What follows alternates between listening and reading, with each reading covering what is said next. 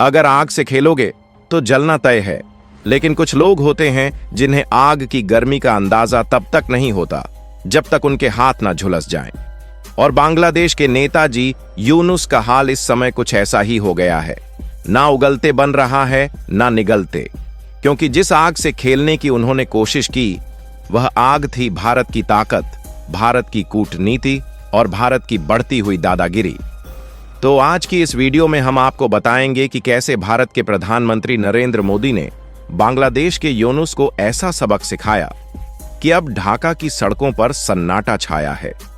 कैसे एक छोटी सी गलती ने बांग्लादेश की अंतर्राष्ट्रीय छवि को झकझोर कर रख दिया और कैसे भारत ने बिना गोली चलाए अपने पड़ोसी को ऐसा चुप करवाया कि अब उन्हें बोलने से पहले भी सोचना पड़ रहा है। वीडियो को अंत तक देखना, क्योंकि इसमें आपके लिए वो जानकारी है जो शायद ही किसी ने बताई हो।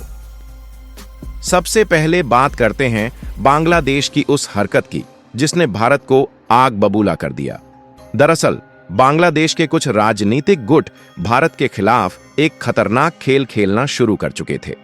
चीन और पाकिस्तान के इशारे पर बांग्लादेश में कुछ नेताओं ने भारत विरोधी बयान देना शुरू कर दिया।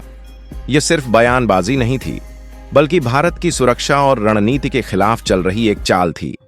खासकर शेख हसीना सरकार को अस्थिर करने के लिए एक बड़ा षड्यंत्र रचा गया था और इसमें यूनुस का नाम सबसे ऊपर था।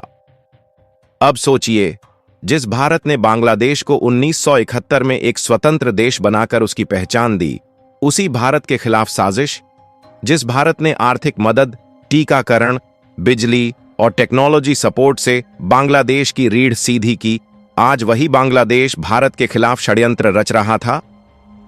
लेकिन कहते हैं ना, जब कोई ज्यादा उछलता है तो भारत उसे चुप कराने का तरीका जानता है। मोदी सरकार ने बिना शोर मचाए चुपचाप एक ऐसी रणनीति बनाई कि बांग्लादेश को चारों खाने चित्त कर दिया। भारत ने सबसे पहले व्यापारिक रास्तों को धीमा किया, जिससे बांग्लादेश की इंडस्ट्री को झटका लगा। इसके बाद बिजली सप्लाई पर नजर रखी गई, क्योंकि बांग्लादेश की 70% बिजली निर्भर है भारत की आपूर्ति पर। और जब भारत ने यह संकेत दिया कि सप्लाई रोकी जा सकती है, तो ढाका में पसीने छूट गए। यूनुस पर अंतर्राष्ट्रीय दबाव बढ़ा। इतना ही नहीं, भारत ने बांग्लादेश की अंतर्राष्ट्रीय छवि को भी कटघरे में लाकर खड़ा कर दिया। संयुक्त राष्ट्र में भारत ने कूटनीतिक ढंग से बांग्लादेश की सरकार में मौजूद कट्टरपंथियों की गतिविधियों पर सवाल उठाया और अमेरिका, फ्रांस, जापान जैसे देशों को बताया कि कैसे बांग्लादेश में लोकतंत्र खतरे में है। अब यूनुस साहब समझ चुके थे कि उन्होंने आग से खेलकर गलती कर दी है। बांग्लादेश की जनता भी अब सवाल पूछने लगी है कि आखिर यूनुस जैसे लोग भारत से दुश्मनी क्यों कर रहे हैं। क्यों एक ऐसा देश जो हर समय साथ देता है, उसी को दुश्मन की तरह देखा जा रहा है। उधर भारत ने अपने इंडस्ट्रियल प्लान में बांग्लादेश को हटाकर श्रीलंका और नेपाल को विकल्प के रूप में आगे बढ़ा दिया। यानी भारत ने अब यह भी दिखा दिया कि वो किसी पर निर्भर नहीं है, और अगर कोई भारत से टकराने की सोचेगा तो भारत उसके सारे विकल्प छीन लेगा। अब यूनुस साहब की हालत यह है कि उनके ऊपर अंतर्राष्ट्रीय अदालत में भ्रष्टाचार का मामला चल रहा है। भारत की तरफ से मिलने वाली सहायता बंद हो रही है और खुद बांग्लादेश के लोगों का भरोसा भी टूट रहा है। संयुक्त राष्ट्र और वर्ल्ड बैंक तक अब उनसे दूरी बना रहे हैं। मोदी सरकार ने बिना एक शब्द बोले इतनी सटीक चाल चली कि यूनुस साहब का राजनीतिक करियर अब अंतिम सांसें गिन रहा है। भारत का संदेश साफ है। भारत का यह संदेश अब सिर्फ बांग्लादेश ही नहीं, पूरे विश्व को है कि अगर कोई देश भारत के साथ मित्रता रखेगा तो भारत उसे विकास की ऊंचाइयों तक ले जाएगा।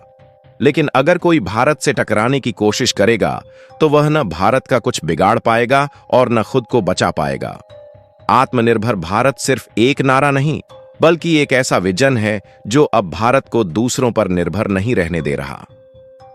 दोस्तों, इस पूरे घटनाक्रम से एक बात और साबित होती है, भारत अब 90 के दशक का देश नहीं रहा जो किसी की भी बात सिर झुकाकर सुन ले। अब भारत बोलता नहीं, सीधे एक्शन करता है, और यही एक्शन अब पड़ोसियों को भी समझ आ गया है। तो अगर आपको लगता है कि भारत की यह रणनीति सही थी, तो इस वीडियो को एक लाइक जरूर दें और कमेंट करके बताएं कि यूनुस जैसे नेताओं को क्या सबक मिलना चाहिए। चैनल को सब्सक्राइब करें